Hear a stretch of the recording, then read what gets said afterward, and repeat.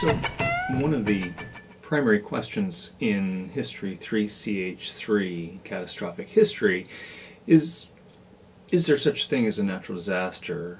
Or what is a natural disaster? One of the things we are learning more and more about is the extent to which insurance rates or expenses are going up. Our disasters, the hurricanes, earthquakes are becoming more and more expensive.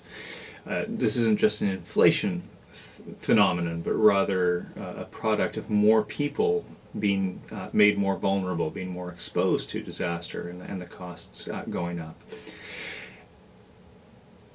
And some analysts take this as a positive. This is a sign that we are living in a more affluent society. If the insurance rates, if the costs are becoming more and more expensive associated with disaster.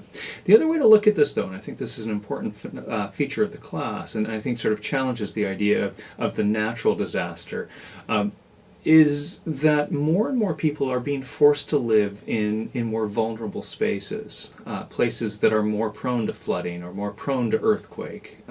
And that's a product of them sort of trying to be living on the periphery, on the edges of more affluent zones.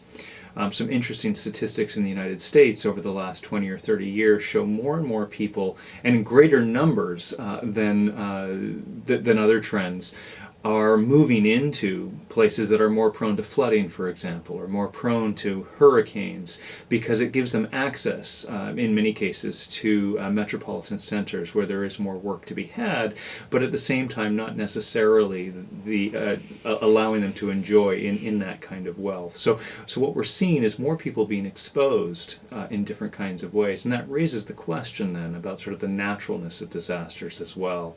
A student put it to me the other day, asking about what constitutes a disaster. So set aside the natural for a moment, and if the old adage, if a tree falls in the forest and nobody hears, does it make a sound?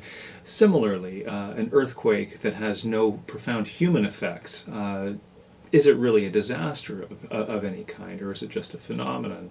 And similarly then, when we talk about natural disasters, and I want to complicate this idea of sort of the natural, the act of God, which we'll talk about a great deal in the course, I think challenges some of those really interesting notions to sort of say, well, if a natural disaster is one that affects people, and increasingly the severity affects people who are in vulnerable positions or situations to begin with, well, then how natural are these? And that's a question we're going to really sort of try to unpack and wrestle with over the course of the semester through a variety of different projects.